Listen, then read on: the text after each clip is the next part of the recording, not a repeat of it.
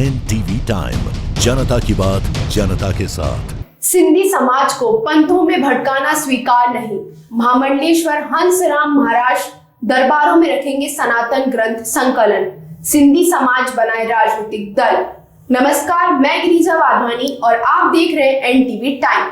अमरावती में हुए अखिल भारतीय सिंधु संघ समाज ट्रस्ट के 2 दिवसीय धर्म सम्मेलन के पश्चात महामंडलेश्वर स्वामी हंसराम उदासी जो सामूहिक जनेऊ संस्कार के कार्यक्रम में संत हिरदाराम नगर में पधारे हुए हैं, गत दिवस पत्रकारों के साथ प्रेस कॉन्फ्रेंस कर संबोधित किया।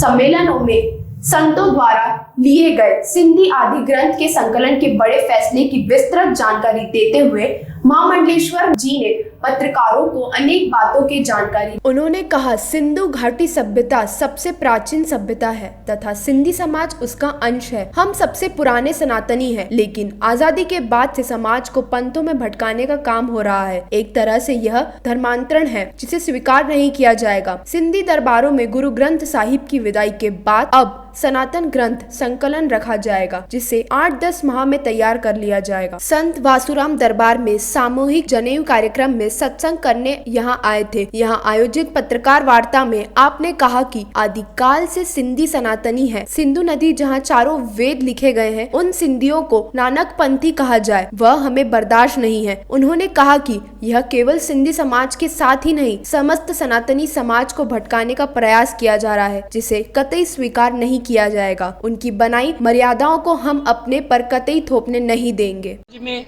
यहाँ अपने पंथों में जोड़ा जा रहा है प्रलोभन देके। प्रलोभन खाली पैसे का नहीं, कुछ नहीं, वाणी के भ्रमित करके उनको आक्रमण डाल के आकर्षण करके उनको प्रलोभन करके सिंधी समाज को खास तौर अन्य समाजों को भी किया जा रहा है छोटे छोटे, पर मैं अधिकतर सिंधी समाज को पंथों में भटकाया जा रहा है।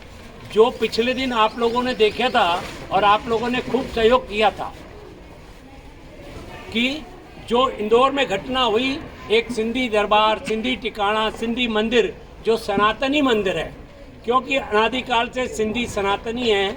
लगभग जब से सृष्टि उत्पन्न हुई है सिंधी सनातनी है।